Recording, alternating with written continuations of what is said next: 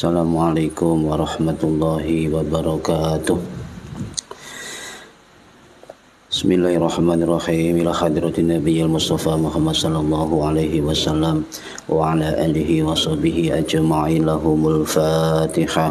A'udzu billahi minasyaitonir rajim. Bismillahirrahmanirrahim. Alhamdulillahi rabbil alamin arrahmanir rahim maliki yaumiddin. Iyyaka na'budu wa iyyaka nasta'in. Ihdinas siratal mustaqim siratal ladzina an'amta 'alaihim ghairil maghdubi 'alaihim waladdallin. Rabbighfirli wa liwalidayya. Amin.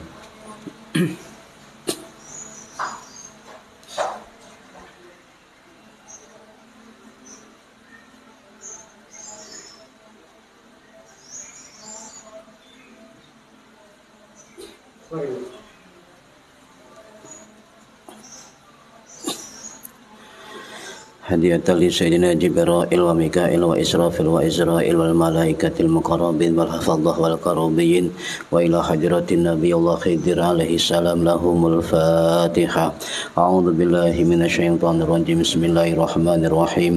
Alhamdulillahi rabbil alamin arrahmanir rahim maliki yaumiddin. Iyyaka na'budu wa iyyaka nasta'in. Ihdinas siratal mustaqim siratal ladzina an'amta 'alaihim ghairil maghdubi 'alaihim waladdallin. Rabbighfirli wa liwalidayya. Amin.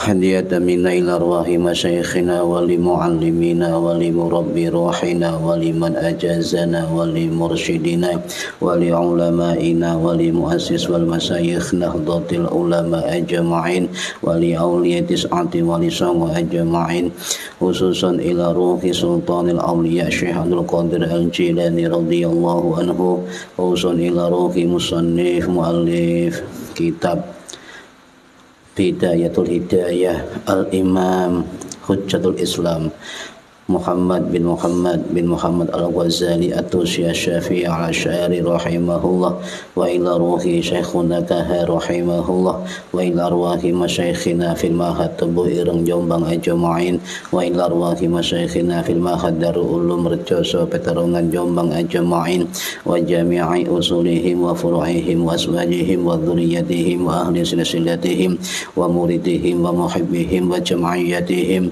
wal akhidina minhum radhiyallahu anhum. Lahumul Fatihah. A'udzu billahi minasyaitonir rajim. Bismillahirrahmanirrahim. Alhamdulillahi rabbil alamin arrahmanir rahim maliki yaumiddin. Iyyaka na'budu wa iyyaka nasta'in. Ihdinas siratal mustaqim siratal ladzina an'amta 'alaihim ghairil maghdubi 'alaihim waladdallin. Rabbighfirli wa liwalidayya. Amin.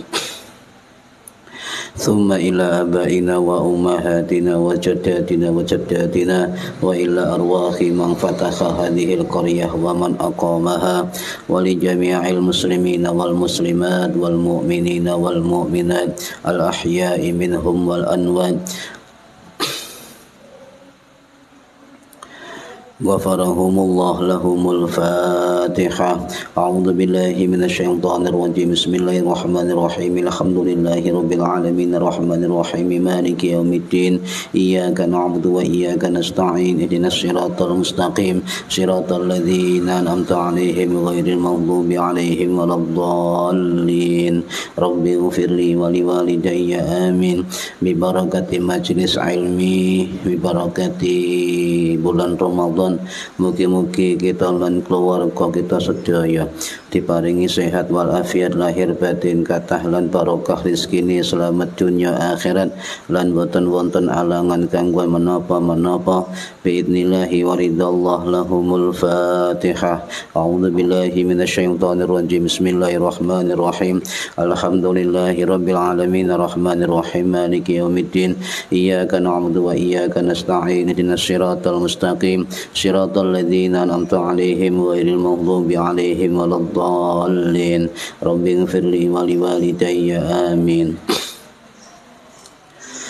أشهد أن لا إله إلا الله أستغفر الله ونسألك رضاك والجنة ونعوذ بك من سخطك والنار أشهد أن لا إله إلا الله أستغفر الله ونسألك رضاك والجنة ونعوذ بك من سخطك والنار أشهد أن لا إله إلا الله أستغفر الله ونسألك رضاك والجنة ونعوذ بك من سخطك والنار اللهم إنك عفو كريم تحب العفو فاعف عنا اللهم إنك عفو كريم تحب العفو فاعف عنا اللهم إنك عفو كريم تحب العفو فاعف عنا يا الله يا كريم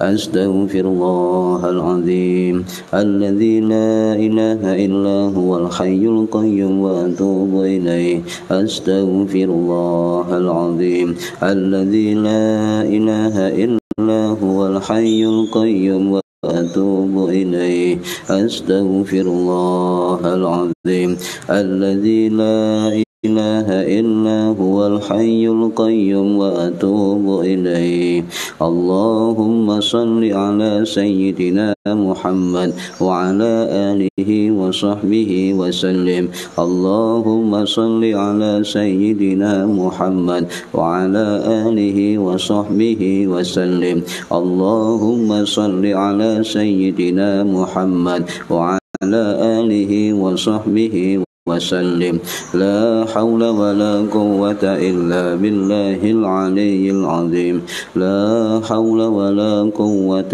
إلا بالله العلي العظيم لا حول ولا قوة إلا بالله العلي العظيم الله أكبر كبيرا والحمد لله كثيرا وسبحان الله بكرة وأصيلا إني وجهت وجهي للذي فطر السماوات والأرض حنيفا مسلما وما أنا من المشركين إن صلاتي ونسكي ومحياي ومماتي لله رب العالمين لا شريك له وبذلك أمرت وأنا من المسلمين التحيات المباركات الصلوات الطيبات لله السلام عليك أيها النبي ورحمة الله وبركاته السلام علينا وعلى عباد الله الصالحين أشهد أن لا إله إلا الله وأشهد أن محمدا رسول الله اللهم صل على سيدنا محمد وعلى آل سيدنا محمد كما صليت على سيدنا إبراهيم وعلى آل سيدنا إبراهيم وبارك على سيدنا محمد وعلى آل سيدنا محمد كما باركت على سيدنا إبراهيم وعلى آل سيدنا إبراهيم في العالمين إنك حميد مجيد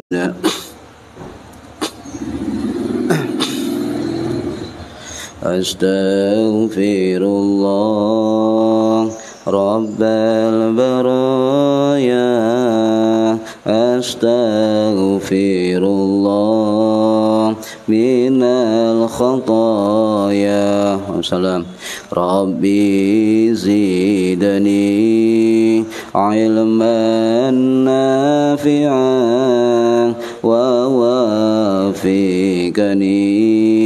عملا صالحا ojo tambah suwe awak tambah tua tambah suwe umur tambah sudah tambah dunya lali sing kuwasa tambah dosa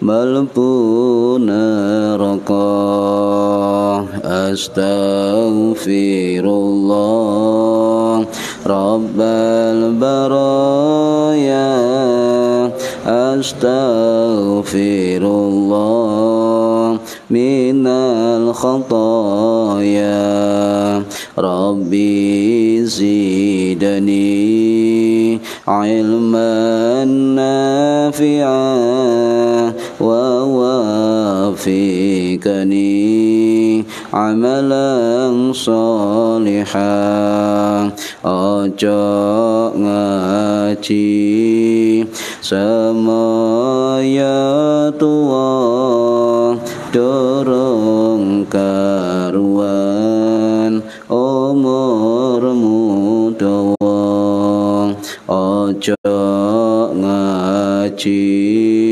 semaya soge dorong soge nyawa wis mulih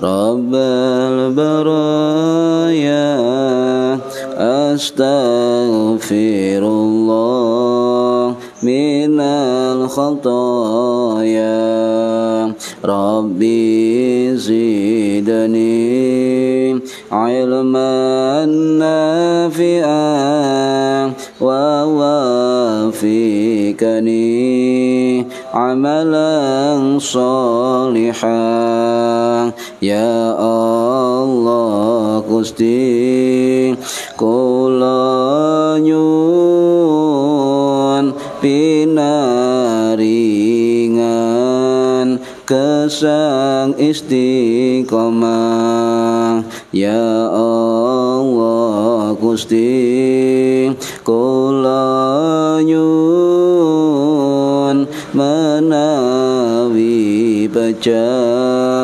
husnul khatimah amin ya Allah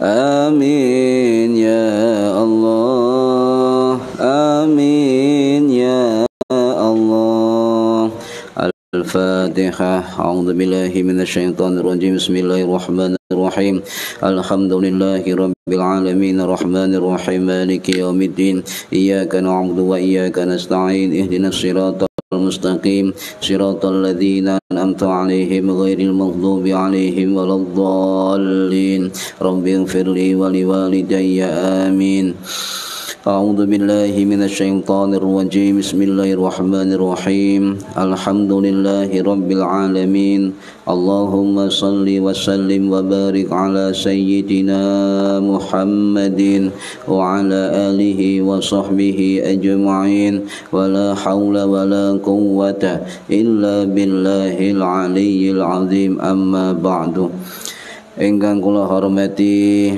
para hadirin para pemirsa Mugi-mugi khususipun teman-teman hadir fi hadal majelis dan umumnya yang mendengarkan, menonton, melihat via online mudah-mudahan mendapatkan barokah, manfaat, maslahah wa ni'mata wassalamah wassa'adah wassafa'ah fid dini wad dunya wal akhirah amin ya rabbal alamin monggo diniyati ngaji ngoleh ilmu lillahi ta'ala Hadirin para pemirsa yang saya hormati, meneruskan ngaji kitab Bidayatul Hidayah karya Imam Al-Ghazali rahimahullah yang wafat tahun 1111 Masehi di Tus Iran halaman 48. Bismillahirrahmanirrahim. Wa kullan ana asira fi jami'i qiyamika ing dalem sekabiyaning ngadeg sira iku muta'rikan dingkluk qasiran hali cendek nadharaka ing paningali sira ala musallaka ing atase panggonan salat sira fadzalika mengkono kang disebut iku ajma'u ngumpulake lihammika kaduwe angan-angan sira wajak deru iklan luweh patut li khuduri qalbika kedue hadire ati sira. Wa iyyaka lan wadiya sira antal tafita ing yen to noleh sira yaminan noleh kelawan noleh nengen wa shimalan lan noleh kiwa fi sholatika ing dalam salat sira. Para hadirin ingkang minulya, niki tentang qiyam nggih, tentang persiapan salat atau qiyam di dalam salat, berdiri di dalam salat, dan bagaimana kita bisa untuk menghadirkan hati kita di dalam salat, dan juga bagaimana memahami atau mengkontekstualisasi khusyuk di dalam salat. Ini sangat sulit, sing ngomong turun karuan khusyuk ya. Cuma ini ngaji hingga saling belajar untuk menata salat kita. Para hadirin ingkang minulya, di situ ada wa kun fi jami'i qiyamika muta'riqan qasiran nadharaka ala musallaka. Jadi kita dianjurkan untuk di semua kita berdiri dalam salat itu dingkluk ya, dingkluk menundukkan pandangan ala musallaka menuju tempat salat atau sujud. Yaitu muta'riqan qasiran ala musallaka, pandangan ditundukkan ke arah tempat sujud. Fadzalika ajma'u lahimika wa ja'darul lihuduril qalbika. Sebab yang demikian itu dapat mengkonsentrasikan ya ajma'u lihammika wa ja'darul lihuduril qalbika, mengumpulkan konsentrasi pikiranmu dan juga mendekatkan kepada kekhusyuan hatimu. Ini dawuh Imam Ghazali dalam kitab ini. Jadi perkara salat ini gampang-gampang angel gampang ya. Karena siapapun bisa melakukan salat, siapapun asal badannya sehat, longgar waktune, punya kesadaran ya, itu bisa melakukan salat siapapun. Tapi tidak semua orang salat itu berkualitas salatnya. Ini masalah di sini. Makanya Imam Ghazali itu menerangkan dalam kitab ini bagaimana cara untuk memahami salat yang berkualitas ya, yang berkualitas. Sehingga perkara salat ini salah satu perkara ibadah wajib yang diminati dan disukai oleh Imam Al-Ghazali. Bentuk salah satu buktinya adalah perkara ini masuk dalam bab kitabnya, kitab Bidayatul Hidayah dan juga kitab Ihya Ulumuddin. Ini sebab beliau menginginkan salatnya umat ini adalah salat yang berkualitas, baik kualitas lahiriahnya maupun kualitas batiniyahnya. Sebab banyak orang sholat hanya kualitas lahiriah, fisikal, tapi batinnya atau jiwanya atau hatinya itu tidak berkualitas, gak nyambung antara lahiriah dan batiniyah. Sehingga sholatnya yang hanya lahiriah belaka, tidak mengutamakan batiniyah, itu biasanya gak membekas di dalam kehidupan nyata ya. Makanya Sunan Kalijaga dulu mengatakan ada sholat daim. Sholat daim ini sholat saklawan, sholat terus menerus. Jadi setelah sholat formal dari takbir ke salam, kalau sholat daim dibalik dari salam ke takbir. Jadi kita sholat dari mulai takbir menuju salam itu sholat 5 waktu, sholat kewajiban. Nah, setelah sholat seharusnya memberikan kesan atau memberikan efek bekas terhadap perilaku jiwanya dalam kehidupan nyata. Ya, jadi istilahnya Kanjeng Sunan Kalijaga adalah sholat daim. Sholat yang tidak hanya formalitas ketika menghadap Allah, juga membekas sholatnya di dalam kehidupan nyata. Itu sholat daim. Nah, para hadirin rahimakumullah, orang yang mengerti sedang sholat ya, orang ngerti ketika dia sholat, dia tahu karena sadar itu adalah sholat. Tetapi tidak semua orang itu ingat sholatnya. Jadi ada orang yang sholat tetapi dia lupa sedang sholat. ada orang sholat tetapi dia lalai ketika sedang sholat. Ya, dia lalai dalam sholatnya. Jadi kalau begitu sholatnya orang-orang banyak macamnya. Ono sing sholat perkara kewajiban. Ya kalau sekolah absen, pokoknya absen, hadir, ya presensi kehadiran. Ono sing perkara beban, sembahyang itu dari beban, hati-hati. Kalau sholat kita jadi beban dalam kehidupan kita, maka itu sama saja kita membangkang terhadap Allah Subhanahu wa ta'ala. 5 waktu tak itu lebih alhamdulillah sampean. Syukur, itu syariat itu. Apa mana tambah sholat sunnah, sholat nawafil, sholat di luar kewajiban, artinya ditambahi dengan ibadah sholat yang lain sesuai dengan aturan yang berlaku. Ya. Allah yang sembahyang menjadi kebutuhan. Jadi dia itu kehidupannya cuma 2, sholat dan menunggu waktu sholat. Jadi menunggu dia sedang sholat, kemudian setelah sholat dia menunggu sholat berikutnya. Sungguh bahagia bagi orang-orang yang demikian. Contoh, ketika sampai sudah sholat duhur misalnya, selesai sholat duhur, kemudian setelah duhur sampai berdoa kepada Allah, ya Allah, mudah-mudahan ya saya bisa melaksanakan asar nanti dengan jamaah, atau bisa melakukan asar nanti, ya. Jadi dia nunggu sholat asar, walaupun dia sedang bekerja, dia sedang sibuk, sedang apapun, tapi niatnya sambung kepada Allah. Mari sembahyang maghrib, mendungo ya Allah, mudah-mudahan saya nanti bisa sholat isya. Itu berarti hatinya menunggu sholat berikutnya. Nah ini kata Imam Al-Muhasibi, indah banget uripe wong ngono kuwi. Jadi dia itu sedang sholat, setelah sholat menunggu sholat berikutnya dimanapun dia berada. Nah kalau sudah ada jiwa tertanam dalam hatinya, ketika ada panggilan Allah, azan, Allahu Akbar, sebab dia sudah sambung nang Allah untuk menunggu sholat berikutnya, maka dia enteng ringan untuk melakukan suatu kewajiban sholat.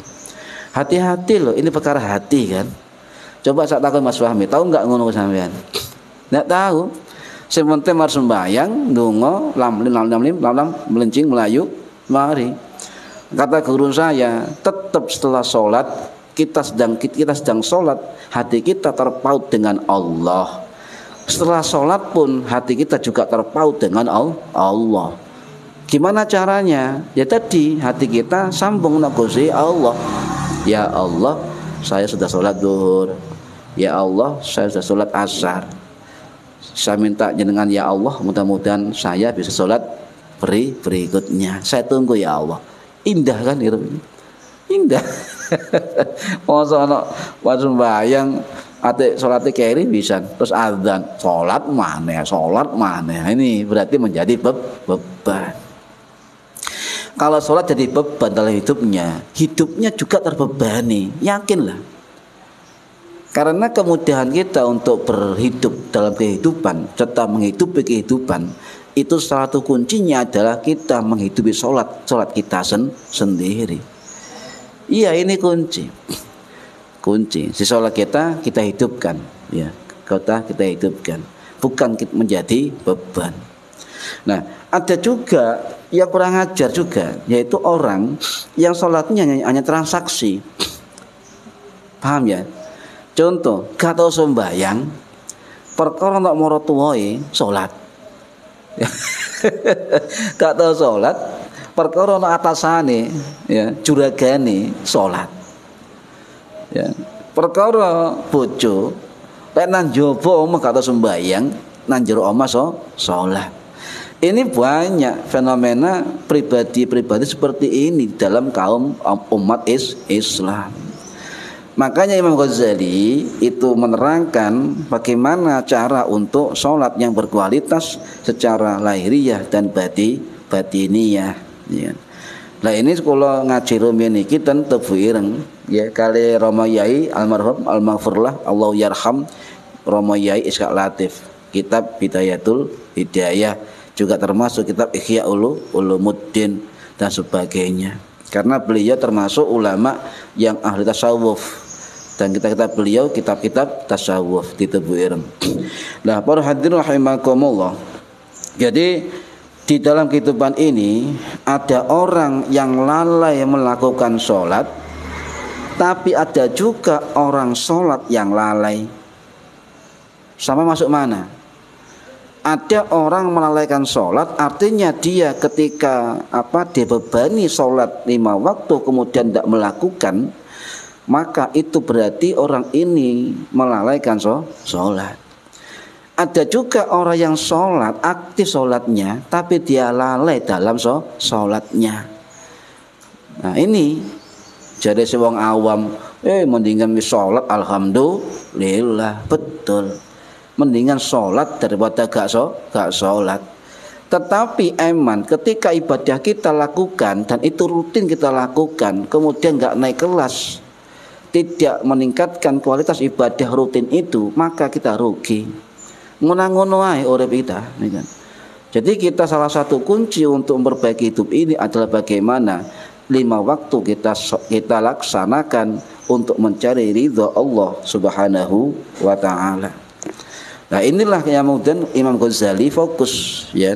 Tetapi kalau kita baca ya di dalam kitab Bidayatul Hidayah itu Imam Ghazali memang tidak mendefinisikan secara terstruktur bagaimana sholat berkualitas secara khusyuk, secara khudu', secara khudur.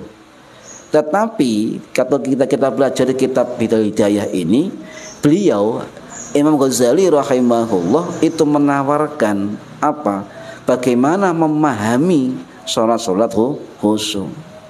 Jadi ditekankan kepada keutamaan bagaimana sholat berkualitas secara lahiriah dan secara batiniyah.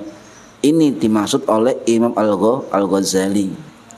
Sebab nyon sewu, saat ini itu banyak orang yang memahami khusyuk hanya menurut bayangannya sendiri. Banyak orang merasa khusyuk dengan pemahaman sendiri, sehingga pemahamannya tentang khusyuk itu terbatas menjadi ukuran kekhusyukan dirinya dibandingkan dengan khusyuknya orang lain. Kata saat ini hati-hati. Jadi merasa dia khusyuk, sudah sholat kepada Allah, tetapi khusyuknya tidak membekas dalam kehidupan nyata. Ini perlu dikoreksi, termasuk saya sendiri dikoreksi tentang kualitas sholat kita. Sehingga orang itu banyak sekali saat ini sholat atau ibadah yang lain itu dilakukan tanpa ilmu, ya, tanpa ilmu. Jadi semua itu bukan karena takarrub ilallah, prasangka baik kepada Allah, ingat dumateng Allah, tetapi banyak orang sholat yang sholatnya itu sesuai seleranya sendiri, tanpa ilmu, ngaku sholat kok, ya, dan sebagainya. Betul, lebih baik sholat daripada tidak sholat. Dan sungguh beruntung bagi yang sudah sholat dan rutin selalu meningkatkan kualitas rutinitas ibadah sholatnya. Ini ya berarti naik kelas, naik kelas. Nah, yang kemudian ya tidak mereka yang sholat seperti itu tanpa ilmu sehingga jauh dari pemahaman fikih sholat dari para ulama dan juga jauh dari pemahaman tasawuf tentang sholat. Karena seorang fikih itu tidak mengajarkan kualitas batiniyah, hanya formalitas rukun dan syarat.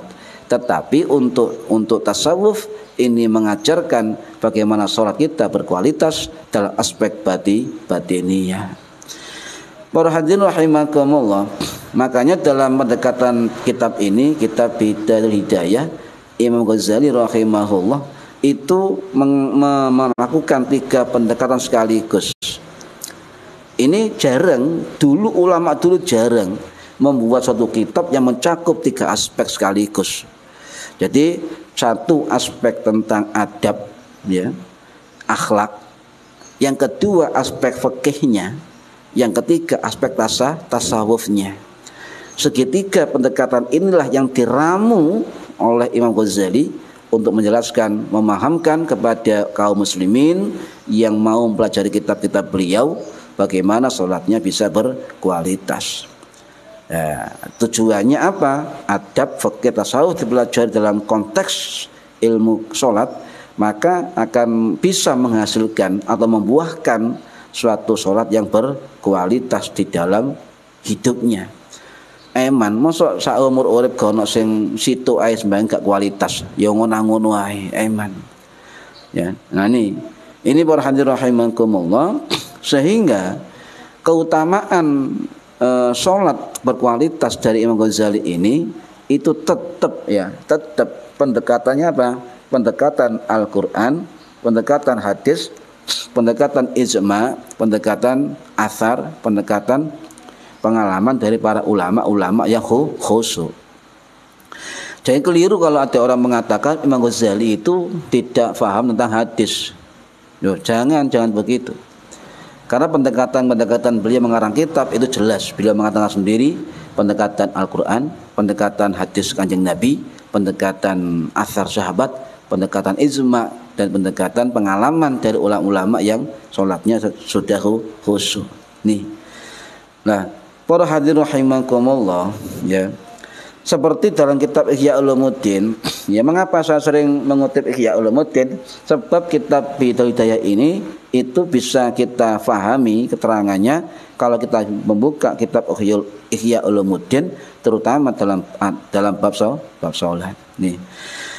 Nah, di dalam surat Thaha ayat 14, ya, Imam Ghazali menyatakan dalam kitab Ihya untuk bisa mendahului atau sebagai pendahuluan terhadap keterangan sholat adalah ayat, ya, wa aqimis sholata lidzikri, ya, wa aqimis sholata lidzikri, dan dirikanlah sholat untuk mengingat aku. Ya, ini inti dari sholat. Sampai sholat kewajiban atau perintah Allah, berarti sampai mengerjakan perintah Allah itu harus ingat kepada Allah. Kalau perintah itu berarti kembalinya harus berkualitas terbaik diberikan kepada yang merintah. Nah, kita kerja misalnya, ya, atau juragan, ya, merintah nyapu, nyapu mas, oke, terbaik nggak sampean? Bersih nggak sampean? Pasti bersih.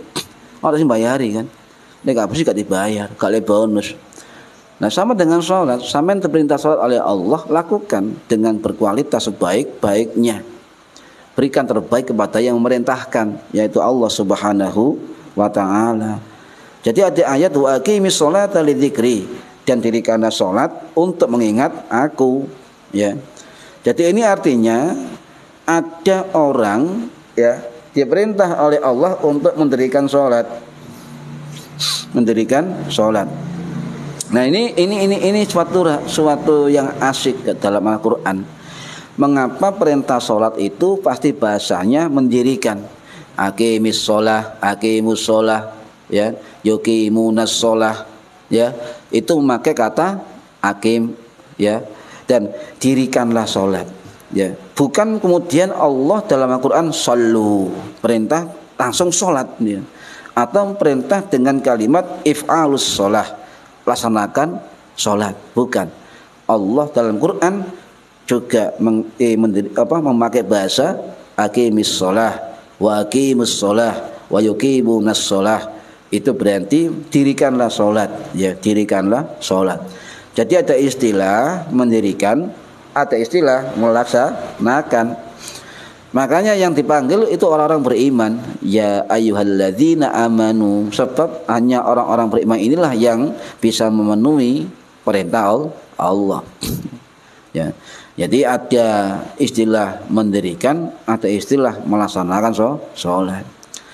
Nah, kalau sudah mendirikan ya berarti cuma sholat gerakan saja. Tapi kalau mendirikan ini jauh konsepnya, ya, jauh berbeda dalam pelaksanaan juga dalam kualitasnya.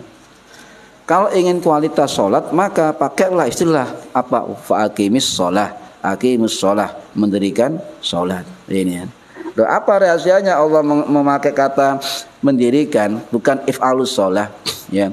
Karena ada nasihat yang perlu kita pahami. Salah satunya dari ulama salafus saleh, ulama tasawuf yang masyhur, yaitu Al-Imam Al-Haris Al-Muhasibi Al-Basri rahimahullah, yang wafat tahun 857 Masehi di Baghdad, Irak.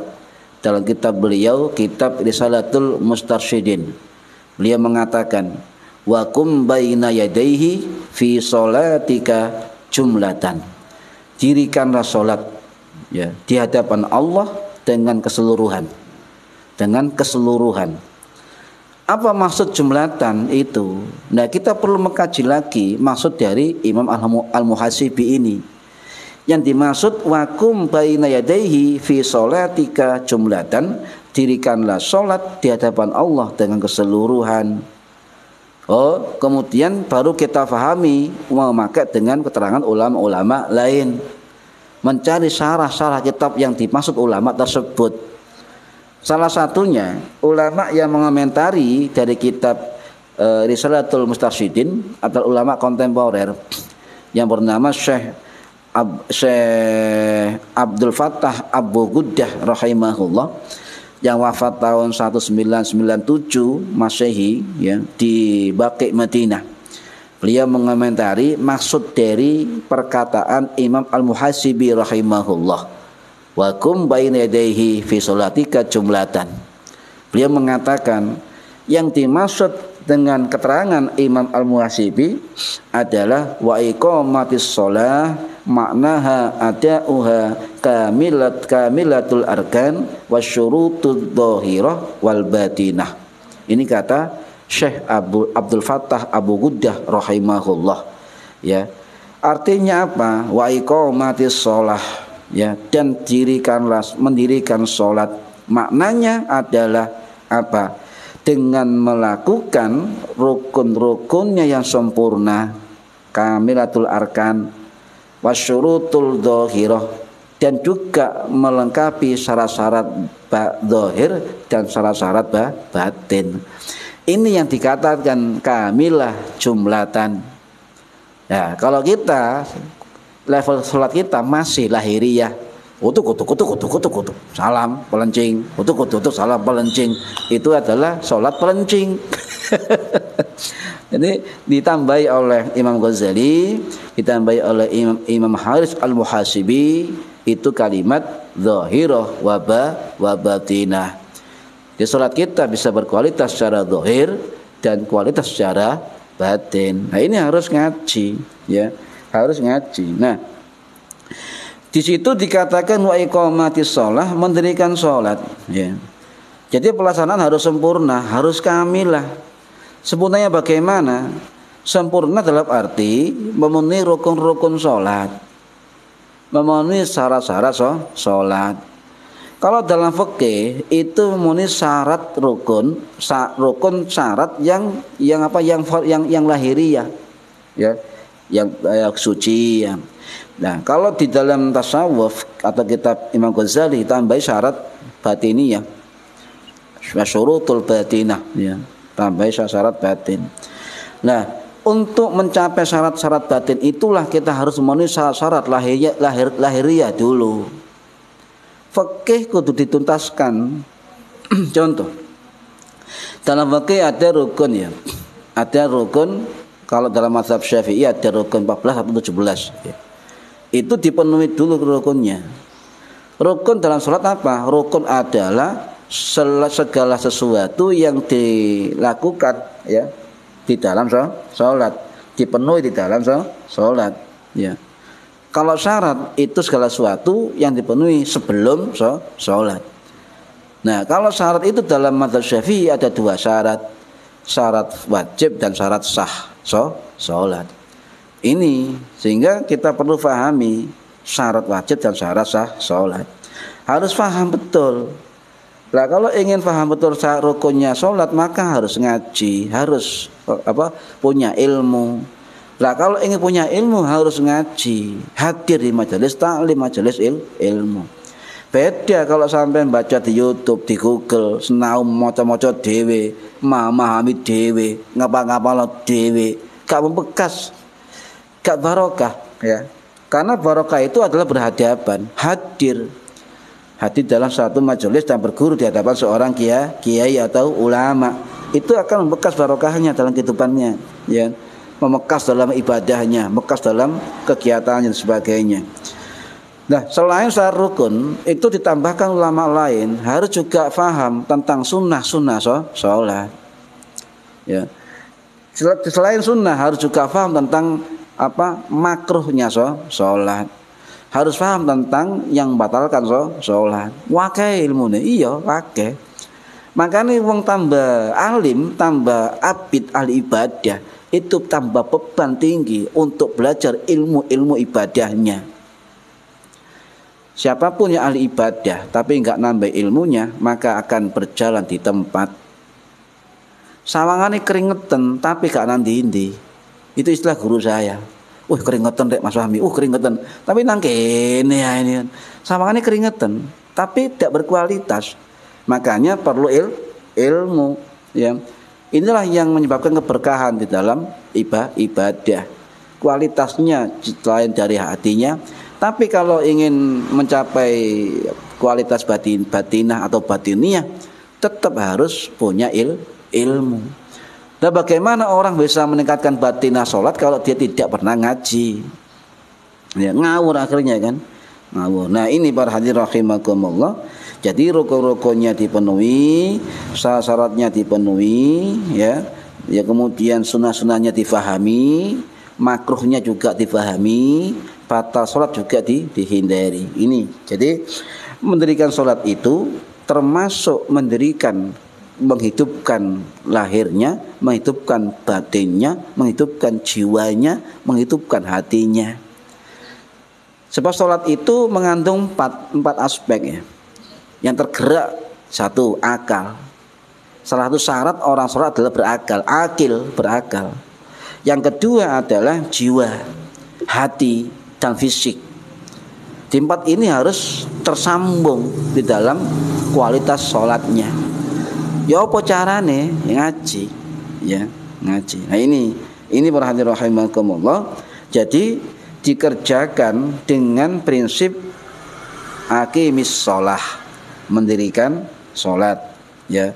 Maka sholatnya itu akan membuahkan hasil, akan mendapatkan hasil dengan kualitas aqimus sholahnya.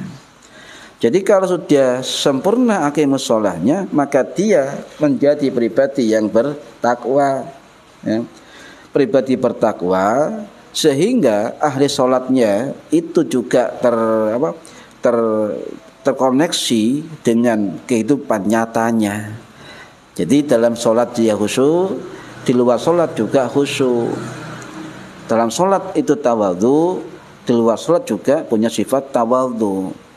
Dalam sholat itu ingat Allah, di luar sholatnya dia selalu ingat kepada Allah. Ya.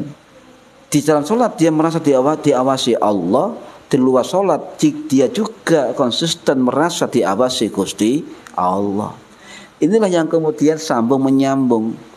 Ada sholat ya lahiriah, ada sholat batiniyah. Ini yang dimaksud, salah satunya adalah konsep mendirikan sholat. Sehingga harus memenuhi rukun, memenuhi syarat, dan mencakup kualitas lahiriahnya dan juga termasuk kualitas batiniyahnya. Sebab perkara batin itu sulit, Pak, ya. Perkara lahir mudah, perkara batin sulit kita lakukan. Karena perkara batin itu, perkara lahir itu bisa disempurnakan, ya, dengan syarat rukunnya. Tetapi perkara batin itu harus memahami, memperhatikan, ya, aspek-aspek yang terkandung di dalam gerakan sholat, bacaan sholat, dan sebagainya. Misalnya berupa zikir, berupa doa, berupa gerakan sholat, itu harus faham tentang rukun qalbiyah sholat, faham tentang rukun fi'liyah sholat, paham tentang rukun qauliyah sholat, paham semua. Ya. Nah ini perkara batin itu ditekankan setelah kita menguasai dari perkara lahir berupa syarat rukun dari ibadah sholat. Jadi perkara batin dalam sholat ini itu menyempurnakan kita untuk menghadirkan rasa takut kita kepada Allah, menghadirkan sifat-sifat ihsan ketika sholat.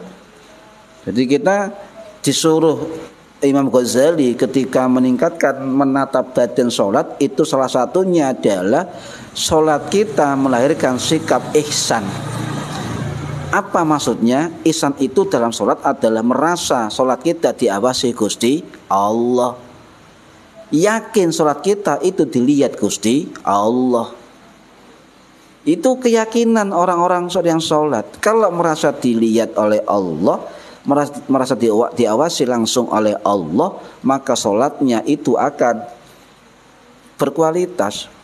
Tinggal ilmunya ya yang harus difahami. Jadi beribadah itu seolah-olah Allah melihat dia, mengawasi dia. Ini bagian dari ihsan.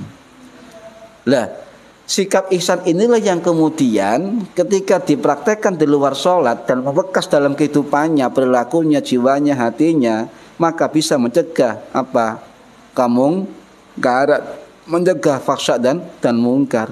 Sebab hatinya, jiwanya itu terbekas sifat khusyuk, ya,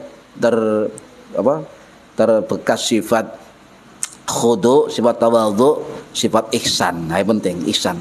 Maka sampai yang sholat ya perkara dilihat juragan, ya, berarti ihsannya enggak ana, ya. Ini. Nah, ini sampai rumangsa sholat terus diawasi Gusti Allah, is apik itu. Apik. Wah, aku didelok Gusti Allah rek. Ana CCTV-ne Gusti Allah nih. Ini. Lalu sholat syuting khusyuk, kalau syuting gak khusyuk. Pasang koma sholat, kalau bojone sholat, kalau bojone gak sholat.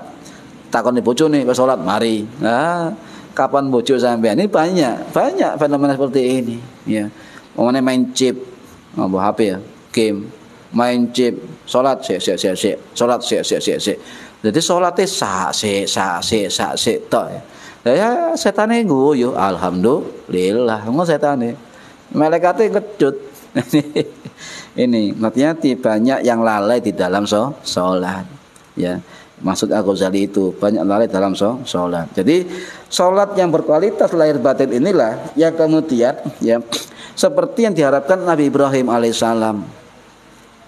Makanya kata guru saya ada sebuah doa sebelum kita sholat ya. Seperti misalnya sebelum niat. Ini dibaca sebelum masuk sholat loh ya. Apapun amalan bacaan yang dibaca sebelum masuk sholat ya nggak apa-apa. Misalnya sampean maca qul a'udzu birabbin nas ya sebelum sholat. Itu amalan dari mana? Itu amalan kita niru Imam Al-Ghazali. Jadi orang yang pertama membaca qul a'udzu birabbin nas sebelum sholat adalah Imam Al-Ghazali. Yang kedua kita maca apa? Kata guru saya, raditu billahi rabba wa bil islami dina ay Muhammadin nabiyya wa rasulah wa bil qur'ani imama. Lanjut dengan doa Ibrahim, ya Rabbi ja'alni muqimas shalah wa min dzurriyyati rabbana wa taqabbal doa. Dibaca sebelum sholat, sebelum niat. Ini baca-baca orang-orang dulu, ya. Jadi ketika dia mau sholat, ndungan Gusti Allah. Ya Allah, ya Rabbi ja'alni muqimas shalah wa min dzurriyyati rabbana wa taqabbal doa. Ini yang dimaksud dengan sholatnya Nabi Ibrahim. Ya Tuhanku, ya Allah, jadikanlah aku dan anak cucuku orang-orang yang mendirikan sholat. Ini yang dimaksud oleh Nabiullah Ibrahim alaihi salam. Sholat yang demikian diharapkan Nabi Ibrahim alaihi salam, mendirikan sholat, bukan melaksanakan sholat. Melaksanakan stok, wah itu pasti beban, terpaksa, kan. Tapi mendirikan ada kesadaran, punya ilmu, ya merasa diawasi Allah dan sebagainya. Ini ya Tuhan kami, terimalah doaku. Rabbi ja'alni muqimas shalah wa min dzurriyyati rabbana wa taqabbal doa. Ini doa Nabi Ibrahim alaihis salam. Nah ini ya dibaca itu sebelum sholat. Bid'ah, enggak usah bid'ah. Kita suruh Allah berbanyak zikir. Mbok sampean zikir karo turu, karo mlaku, karo sakarepe sampean. Wong kita merasa amalan kita adalah untuk ikhtiar taqarrub ilallah. Sadar sholat maca ndonga apa itu serah sampean, ya kan? Lah lek nang ndero sholat sampean ndonga ngene bid'ah. Nambah bacaan. Jadi terutama ya a'udzubillahi minasyaitonirrajim. Bismillahirrahmanirrahim. Qul a'udzu birabbin nas, malikin nas, ilahin nas ila akhirih. Ditambah raditu billahi robba wa bil islami dina wa muhammadin nabiyya wa rasula wa bil qur'ani imama. Ditambah rabbi ja'alni muqimas shalah wa min dzurriyyati rabbana wa taqabbal du'a. Sempurna sudah ya. Sampeyan eling njaluk salat anak cucuku itu sebagian dari mendirikan salat. Pernah? Enggak pernah. Paling anasto. Iku lek eling. Akal laline. Ana monggo wis donga ae serah. Ana maksudi walidha kamat lubi atini mahabbat marifatak monggo. Raditu ya monggo. Ya, tapi lek dadi imam aja dawa. Wong dadi imam waca kabeh. Iki imame turu ta ya apa. Takbir suwene. Nah, ini para hadirin rahimakumullah ya. Jadi ini Nabi Ibrahim saja itu mengharapkan apa? Anak turunnya bagian dari apa? Muqimas shalah. Orang-orang mendirikan salat. Berarti anak cucu Nabi Ibrahim itu diharapkan salatnya berkualitas. Berkualitas lahiriahnya, kualitas batiniahnya, kualitas jasmaninya, kualitas rohaniahnya. Ya, zahir dan batin berkualitas. Ini dimaksud dengan salat, mendirikan salat. Jadi berkualitas batiniah salat adalah tidak lalai dalam salatnya. Kalau lalai maka pasti tidak ingat Allah. Ya kan? Sampeyan ingat apa? Ingat mlebu pabrik kesusu. Bayangno formene, bayangno hati, bayangno pengawasi. Nah sampai sholat nyembah sapa? Pada salah satu bentuk ukuran menyembah adalah ketika menyembah ingat yang disembah. Lek sampai sholat diperintah Allah maka harus ingat kepada Allah. Lek perintah sholat diperintah Allah tapi sampai enggak ingat Allah, sampai ingat sapa? Menduakan sampean. Masa sholat menduakan Gusti Allah. Nah orang kalau sholatnya nggak ingat Allah ya, maka dia tidak ingat kepada Allah, lalu dia menyembah siapa? Secara lahiriah ya sah, secara fikih sah, tapi dia tidak membekas sholatnya di dalam kehidupannya. Atau ulama mengatakan sholatnya orang demikian yang lalai itu sholatnya orang egois. Wayah susu puantar ka eling Gusti Allah penting mari dan niatnya berubah.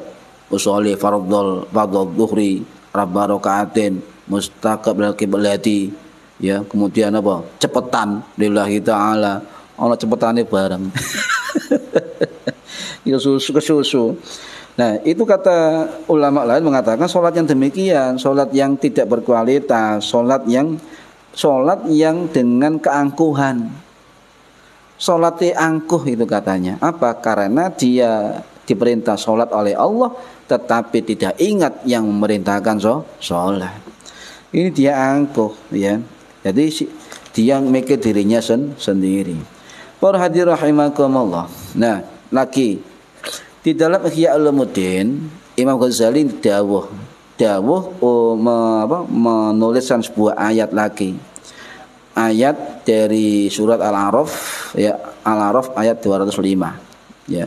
Wala takum minal ghafilin. Janganlah kamu termasuk orang-orang lalai. Loh, jelas. Jadi jangan sampai kita jadi orang-orang minal ghafilin, orang-orang yang lalai. Sembarang lali, kerja lali Gusti Allah, ngombe lali Gusti Allah, ngopi lali Gusti Allah. Kabeh Gusti Allah dilalekna. Waya tanggal tuwek baru eling ya Allah, ya Rahman, ya Rahim, ya Fatah, ya Razzaq. Sebut ini. Jadi harus konsisten lah. Wala takum minal ghafilin, dan janganlah kamu termasuk orang-orang yang lali, ya. Lalai dalam sholat itu pasti nyun sewu. Lek ana wong sholat gak mikir Allah, gak eling Gusti Allah, tidak ingat Allah, ya, maka pasti sholatnya tidak khusyuk, sholatnya tidak konsentrasi, sholatnya tidak tenang, sholatnya tidak lidzikri tadi nggih. Ya, jadi untuk sholatlah untuk ingat kepada aku, kata Gusti Allah, ditambah wala takum minal ghafilin, dan janganlah kamu menjadi golongan orang yang lalai. Ini jelas ya. Jadi sholat itu lidzikri, untuk ingat Gusti Allah. Makanya makna ghafil, makna lalai itu diartikan ketika sholat lalai nang Gusti Allah, sehingga sholatnya enggak eling Gusti Allah dalam ruang nyata kehidupannya, malah gak eling blas nang Gusti Allah.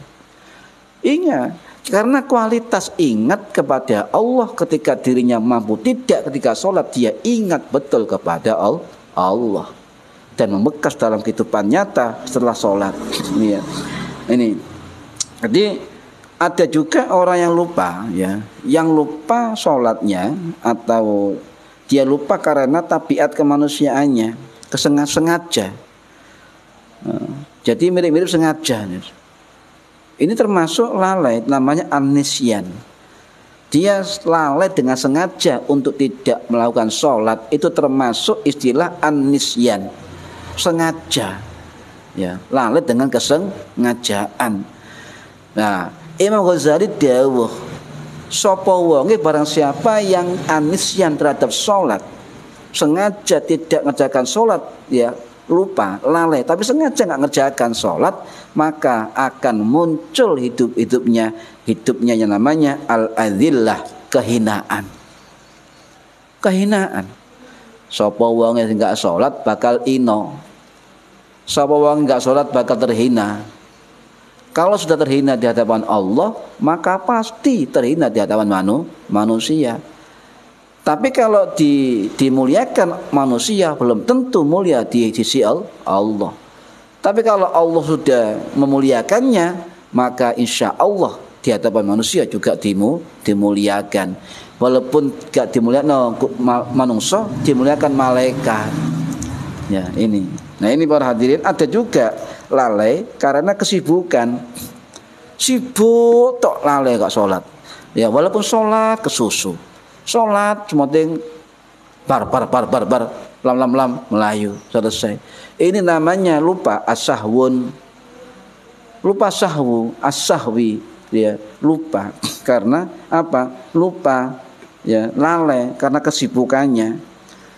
Nah, bukti dari orang yang lalai seperti ini, ya, jadi ibadahnya itu tidak dilakukan dengan kadar akhiratnya, tapi ibadahnya itu diukur dengan kadar dunianya. Berarti sholat diukur dunia. Aku lo sembahyang terus, tapi yo ngonang-ngone uripku, kan gitu. Aku sholat terus, tapi yo gak meningkat uripku. Ya di mata sampeyan gak meningkat, tapi insya Allah ikhlas di mata Allah meningkat. Jangan khawatir. Sebab kata-kata manusia nggak sabar ketika menapaki ujian, mau naik kelas, ya, kelas 1, kelas 2, kelas 3, malah tidak nang Gusti Allah. Ujian apa berat. Ini, ya. Jadi salah satu orang yang lalai dalam kesibukan dunianya adalah sholat itu dinomorduakan, dan kadarnya itu diukur dengan kepentingan dunianya. Nah, inilah yang kemudian menurut Imam Ahmad, ya, bin Athaillah As-Sakandari dalam kitab Al-Hikam itu dawuh. Beliau wafat tahun 1309 Masehi di Kairo, Mesir. Jadi lupa itu termasuk ngeten, kata Imam Ibnu Athaillah As-Sakandari. Wong lali itu tidak hanya dalam sholat saja, tapi kadangkala setiap pagi kita mau berangkat aktivitas, dia hanya mikir rencananya sendiri, tidak memikirkan bagaimana Allah merestui atau meridhoi rencananya.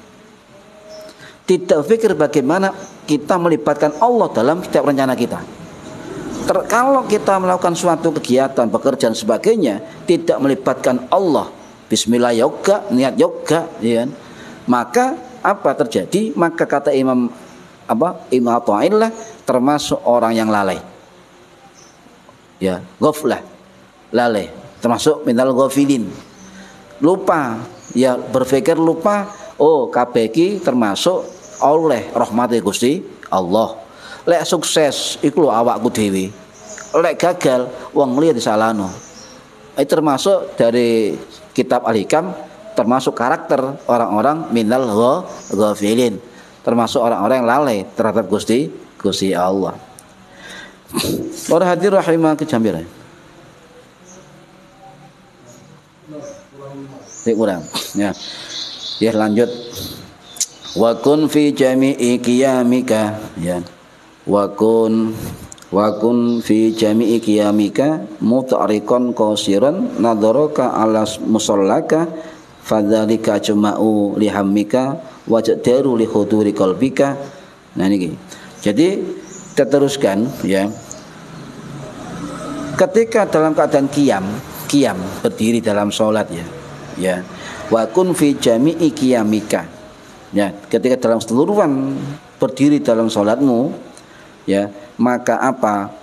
Maka muta'riqan qasiran nadharaka fi musallaka, maka tundukkan pandanganmu, arah matamu tertuju di tempat salat, di tempat sujud. Mata mengarah pada tempat sujud. Kalau jenengan berdiri dalam salat, maka mata kita memandang tempat sujud.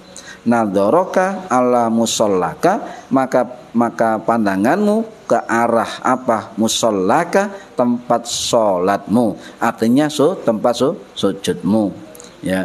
Dan ini perintah Nabi. Nah, kemudian saya sholat pelorok nih kan. Ini harus diam, ya. Sunnah memandang tempat sujud. Nabi dawuh no sahabat Anas bin Malik Al-Ansari radhiyallahu an yang wafat tahun 709 Masehi di Basrah, Irak. Apa dawuh Kanjeng Nabi? No sahabat Anas bin Malik, ya, Nabi dawuh, ya Anas, ij'al basaraka haitsu tasjudu. Apa? Wahai Anas, ya, arahkan pandanganmu bertempat apa? Engkau sujud. Haitsu tasjudu, di tempat engkau sujud. Maka Kanjeng Nabi itu perintah sahabat Anas bin Malik. Nah, perintah ini tidak hanya perintah pada sahabat saja, termasuk juga pada kita semua umat Kanjeng Nabi Muhammad sallallahu alaihi wasallam. Riwayat lain ada, riwayat Imam Al-Baihaqi Asy-Syafi'i rahimahullah yang wafat tahun 1006 Masehi di Nasabur, Iran. Itu dawuh Kanjeng Nabi. Apa dawuhnya? Ya, maudhi'ihi sujudika, arahkan pandanganmu ke tempat sujud, ya. Ini perintah Kanjeng Nabi. Lek Nabi perintah, maka hukumnya sunnah. Jadi hukum sunnah apa? Melihat arah tempat sujud dalam sholatnya. Bahkan salah satu ulama kita, Madzhab Syafi'i, Al-Imam Al-Faqih Al-Alim Al-Alamah Zainuddin Al-Malibari Al-Fanani Asy-Syafi'i Al-Asy'ari Al-Hindi rahimahullah, sing wafat tahun 1579 Masehi di India. Dalam kitab Fathul Mu'in, beliau mengatakan, wa sunna idamatu nadhari mahallu sujudi. Disunahkan melanggengkan pandanganmu ke arah sujud.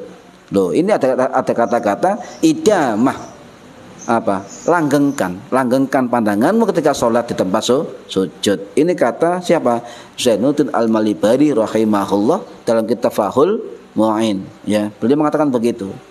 Jadi mulai takbir ihram, ya, sampai salam, ya, itu meluruskan pandangan di tempat sujud. Walaupun sholat itu orang buta, walaupun jenengan sholat di tempat gelap, ya, tetap itu arah pandangannya ke tempat sujud, ya. Itu menurut ulama madzhab Syafi'i, ya. Tetapi 4 mazhab beda pendapat. Kalau dalam madzhab Maliki, ya, madzhab Maliki, ini keterangan dari Imam Al-Qurtubi rahimahullah, ya. yang wafat tahun 1273 Masehi ya di Mesir itu mengatakan cara pandang mata dalam sholat ada dua pendapat. Pertama, menurut mazhab Maliki, orang sholat itu pandangan matanya ke depan. Ke depan. Allahu Akbar. Kas ndakep kan Maliki? Orang yang ndakep malah enggak ndakep. Ngarep ngene. Jadi wong sholat ketok mlaku-mlaku. Itu mazhab Maliki. Jadi jangan salahkan. Ya mazhab Maliki. Lah, jumhur ulama mazhab Hanafi, mazhab Syafi'i, mazhab Hambali itu sunnah ketika sholat basorokah, nadorokah, ya, ala musallaka, ya, haisu sujud, haisu tasjudu, ya, maudhi'i, ya, maudhi'i sujudika. Jadi dilihat arah pandangan tertunduk atau melihat ke arah tempat sujud. Ini jumhur ulama dari mazhab Hanafi, mazhab Syafi'i dan mazhab Hambali, ya. Tetapi ada keterangan dari ulama yang lain, ulama yang bernama Imam Ahmad bin Hajar Al-Asqalani Asy-Syafi'i Al-Asy'ari rahimahullah yang wafat tahun 1449 Masehi di Kairo, Mesir. Dalam kitab Fathul Bari Syarah Sahih Bukhari, beliau mengatakan, ya, kecuali sedang berjamaah. Untuk makmum, ya, untuk makmum ketika berjamaah boleh melihat ke depan. Mengapa boleh? Contoh, Mas Fahmi kaman jamaah ngemburi, ya, mike mati imami, jadi harus lihat ke depan. Makmumnya di depan dilihat, boleh, karena ada hajat, ada kepentingan, ya, boleh. Ini menurut Hajar Al-Asqalani, boleh. Yang tidak boleh imam dan munfarid. Imam tetap, ya, melihat tempat sujud pandangannya. Munfarid orang sendirian sholat juga lihat di tempat sujud. Kecuali makmum, ya, boleh melihat ke depan, melihat gerakan imam atau gerakan makmum di depannya. Itu boleh, ya. Ya, ini para hadirin rahimakumullah. Sekarang gini, mengapa kita disunahkan memandang mata kita ketika sholat di tempat sujud? Dengan dua alasan. Coba kita lihat kitab ini, ya. Fabidzalika ajma'u lihammika wa ajdaru lihuduri qalbika. Ada dua alasan Imam Ghazali. Sebab apa? Ajma'u lihammika wa ajdaru lihuduri qalbika, mengumpulkan konsentrasi pikiranmu dan juga mendekatkan kepada kehusuan hatimu. Dua ini tujuan arah mandang ke tempat sujud. Sama dengan pendapat Imam An-Nawawi Asy-Syafi'i rahimahullah dalam kitab Al-Majmu' Syarhul Muhadzab, sama dengan pendapat dari tadi Imam Al-Ghazali. Malah ada keterangan dari beliau, ya, Imam Nawawi dalam kitab Al-Majmu', beliau mengatakan ajma'al ulama ala istihbabil khusyu'i wal khudu'i fi sholati. Ajma'al ulama'u ala istihbabil khusyu'i wal khuduri fi sholati. Seluruh ulama ijma, ya, ulama itu seluruhnya sepakat ijma disunahkan khusyuk, disunahkan khudur. Apa khudu itu? Khudu itu apa? Tawadhu'nya anggota badan, itu khudu. Kalau khusyuk mencakup semua. Kalau khudu itu tangan kita, mata kita, badan kita, kaki kita, semua organ kita itu tawadhu nang Gusti Allah. Itu khudu. Bagian dari khusyuk, ya. Dalam sholatnya, jadi menjaga pandangan-pandangan dalam hal-hal yang mengganggu, ya, kekhusyuan atau konsentrasi sholat. Ya, ini. Jadi makanya sholat itu harus khusyuk, ya, harus khudu, harus hudur. Sebab ketiganya ini amalan hati dalam sholat, amal batinnya dalam sholat. Kalau nggak dipelajari bagaimana sholat khusyuk, dipelajari tidak bisa. Kalau sampai lihat fikih tok rukun 17, ya mari sah, tapi kualitasnya masih belum sempurna tanpa dihiasi oleh sikap khusyuk, sikap khudu dan sikap khudur. Ya. Apa khusyuk itu? Nah, Nggak angel, khusyuk itu angel. Aku dhewe lek gak khusyuk sembahyang, belajar khusyuk terus menerus, ya. Ya, sampai kita nggak tahu khusyuk yang bagaimanakah, gitu kan. Apakah ketika saya sholat itu gak eling blas khusyuk? Ya gak eling blas, panjane wedi, ya tanggal tua. Aku ya khusyuk. Arab-arab bayaran. Ada THR pisan, ya. Ada THR. Ya. Nah, dikatakan oleh Imam As-San'ani ya Al-Yamani rahimahullah sing wafat tahun 1768 Masehi di Sana'a Yaman, dalam kitab Subulus Salam Syarah Bulughul Maram, dia mengatakan khusyuk itu dimaknai al-khudu'. Apa khudu' itu? Memasrahkan total kepada Allah, merendahkan diri kepada Allah, ya, itu al-khudu'. Jadi organ-organ tubuh kita semua, ya, itu tunduk nang Gusti Allah. Pikiran tunduk, hati tunduk, tangan tunduk, kaki tunduk, semua tunduk nang Gusti Allah. Ini jadi khusyuk itu mencakup semua. Kalau khudu' mencakup organ-organ tubuh, itu dikhudukkan kepada Allah, pasrah nang Gusti Allah, ya. Nah, ini dalam bahasa Arab, di dalam salat ada namanya adab. Inilah khudu' itu, adab organ tubuh. Nah, makanya ndase ditingklukna. Muta'rikan qasiran ditingklukna tempat salat, tempat sujud, supaya apa? Rendahkan diri kepada Allah, ya. Jadi semua organ tubuh itu siap memberi terbaik kepada Allah.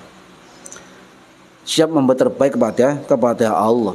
Insya Allah, kata guru saya, kalau anggota badan ini itu sudah khudu' kepada Allah dalam sholat, maka di luar sholat, di kehidupan nyatanya, organ-organ tubuhnya itu insya Allah bermanfaat, ya, dalam kehidupan orang lain, ya. Jadi khusyuk dalam sholat itu menurut Imam Ghazali, ya, itu khusyuk dan khudu'. Khusyuk dan khudu' itu dalam Imam Ghazali ya Ulumuddin itu harus sempurnakan dengan 6 hal. Wah, nggak seru soalnya. Ilmu tambah. Memang begitu orang abid, ya. Orang abid. Apa? Salat khusyuk, salat khudu' itu oleh Imam Ghazali dalam kitab Ihya Ulumuddin, bab asrarus shalah wa muhimmatuha. Ada 6 syarat, 6 perkara ketika menghadirkan khusyuk kepada Allah. Siji, napa? Hudurul qalbi, hadirnya hati kita. Hati dihadirkan. Ya minimal sama sholat ginilah, lesan, desa bergerak. Jadi bacaan sholat nggak boleh mingkem, nggak boleh mingkem, harus digerakkan karena itu qauliyah, bacaan qauliyah, ya. Kemudian hati dan pikiran itu apa, ya, mengartikan, memaknai bacaan sholat. Ya, cok mana bacaan lian Fatihah gak apa artinya, Ben? Ya kan? Nah, ini niatnya gak apa artinya? Maksudnya apa? Sebagai niat, ini kan. Makanya untungnya ngerti arti bacaan bukan termasuk rukun sholat. Untungnya begitu, ya kan? Ya, nih. Yang kedua apa? At-tafahum. Nah, ini yang sering dilalaikan. At-tafahum ini adalah memahami gerakan sholat, memahami bacaan sholat.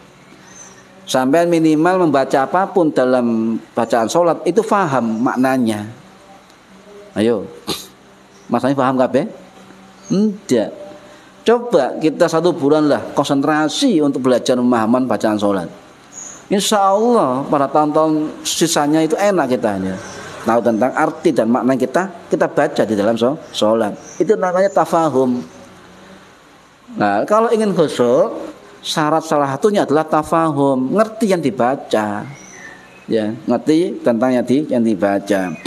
At-ta'zim, pengagungan, al-haibah, kehormatan, menghormati, lebih hormat kepada Allah. Ar-raja, itu pengharapan kepada Allah. Al-haya, dan malu kepada Allah. 6 ini menurut Imam Ghazali dalam kitab Ihya Ulumuddin, bab asrarus shalah wa muhimmatuha. Itu 6 ini bisa menyempurnakan khusyuk dan khudu' di dalam sholat. Jadi khudurul qalbi nggak boleh kosong hati, nggak boleh kosong, harus diisi hati ini. Ya tadi itu kata guru saya, minimal itu hati kita mengartikan apa yang kita baca, biar nggak kosong. Kalau hati kita nggak kosong dari makna-makna sholat itu, maka ini minimal sudah hati terisi dengan makna-makna sholat, sehingga tidak ada namanya hati kosong. Lah hatinya menang, nah kita sih ngomong hatinya kosong, pikiran kosong, mau contoh ya sah secara fikih, tetapi hatinya kosong tidak menghadirkan Allah di dalam hatinya, ya. Tidak, kalbunya itu ya ditujukan ke Allah, ya, tujuan Allah ucapannya dan sebagainya. Jadi harus total, titik pasrah total kan di dalam sholat, totalitas dan sebagainya. Nah, ada suatu rahasia sebenarnya menurut Sayyid Muhammad bin Alwi Al-Maliki Al-Hasani rahimahullah. Kerja satu saya ringkas. Ya, itu mengatakan, ini mengutip pendapat Imam Asy'arani rahimahullah, ya, sing wafat tahun 1565 Masehi di Mesir. Abu Ya Said Muhammad niku itu wafat 2004 di Ma'lah. Itu mengatakan, ya, kalau ingin khudu, ya, kalau ingin khudu, ya, maka kalau ingin hadirnya hati dalam sholat sesuai dengan kadar khudu wudunya. Artinya kualitas wudhu kita menentukan kualitas sholat kita. Oh zaman syarat wudhu gak apal. Ayo rukun wudhu gak apal, syarat wudhu gak apal, batal wudhu gak apal, sunai wudhu gak apal. Padahal dilakukan mendino sunah tapi gak apal. Nah ini coba diilmoni, diilmoni, zikir, ya diilmoni dan sebagainya. Dan terakhir para hadirin, ya, untuk pandangan mata kita, maka kita lihat di dalam tempat sujud. Yang wa iyyaka antal tafita yaminan wa shimalan fi sholatika. Wa iyyaka, hati-hati, jangan kita sholat tolah-toleh. Tambah apa? Tambah sebab, ya, tambah hajat, ya. Tidak boleh. Jumhur ulama tidak boleh. Hukumnya makruh. Lek metem ya, merem. Ya, merem itu kalau itu merem sampai bisa menambah khusyuknya, silakan. Ya, enggak masalah. Tetapi ada catatan, sampean aman. Loh iya, sampean merem ono macan. Merem ono ulo. Nah, artinya silakan. Kalau merem dalam salat menambah khusyuk, monggo. Tapi harus dalam kondisi aman. Ini ya. Ya, lek ono kaos bergambar sholat jamaah diwoco nggak ada khusyuk, merem boleh, ya boleh. Ini dari sebagian kecil yang dijelaskan oleh Imam Ghazali sesuai dengan petunjuk dan keterangan guru-guru kita. Ya mudah-mudahan kita semua, ya, menjalankan ibadah sholat dengan berkualitas dan sholat kita terima Allah Subhanahu wa ta'ala. Mugi-mugi manfaat fitini wa dunya wal akhirah. Al-Fatihah. A'udzubillahi minasyaitonir rajim. Bismillahirrahmanirrahim. Alhamdulillahirabbil alamin arrahmanir rahim maliki yaumiddin. Iyyaka na'budu wa iyyaka nasta'in ihdinas siratal mustaqim siratal ladzina an'amta 'alaihim ghairil maghdubi 'alaihim waladdallin. Rabbi ighfirli wa liwalidayya amin. A'udzubillahi minasyaitonir rajim. Bismillahirrahmanirrahim. Allahumma shalli wa sallim wa barik ala sayyidina Muhammad. Alhamdulillahirabbil alamin. Allahumma 'allimna 'ilmal Qur'an wa 'allimna 'ilma la ilaha illallah wa 'allimna min ladunka 'ilman nasiru bihi kamil mahyati wal mamat. Wa sallallahu ala sayyidina Muhammad walhamdulillahirabbil alamin. Wallahu a'lam bishawab. Assalamualaikum warahmatullahi wabarakatuh. Allahumma sholli ala Muhammad.